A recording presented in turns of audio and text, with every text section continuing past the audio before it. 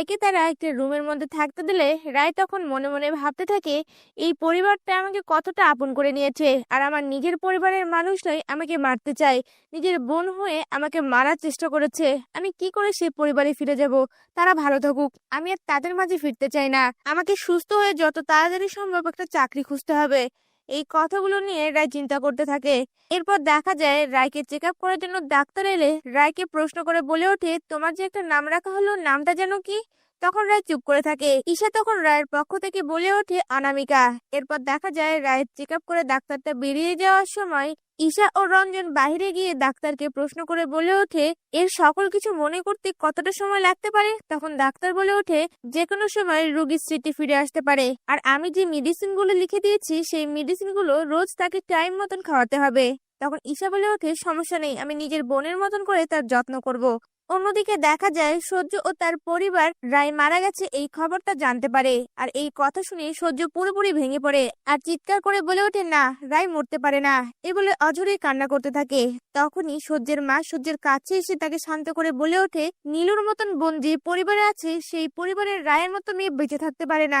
এই নীলুকে উচিত শাস্তি দিতে হবে। দরকার হলে আমাদের কেসটা আমরা আবার ওপেন করব। অন্যদিকে রায় তার পরিবার ও অনির্বাণের সাথে কাটানো সময়গুলোর কথা মনে করতে থাকে আর খুব কষ্ট পেতে থাকে। এরপর দেখা যায় কিছুদিন কেটে গেলে রায় কিছুটা সুস্থ হয়। এরপর রায় ঈশা ও রঞ্জনের কাছে গিয়ে বলে ওঠে, এখন আমি অনেকটাই সুস্থ।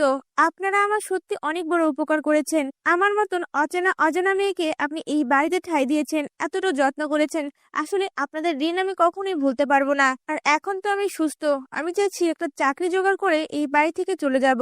তখনই ঈশা ও রঞ্জন বাধা দিয়ে বলে ওঠে, আপনার যতদিন না কিছু মনে পড়ছে আপনি আমাদের সাথেই থাকবেন। এখন যদি আপনার ভালো থাকার জন্য আপনার চাকরি করতে মনে চায় আপনি করতে পারেন, এখানে আমাদের কোনো বাধা নেই, কিন্তু এই বাড়ি থেকে চলে যাওয়ার কথা বলবেন না।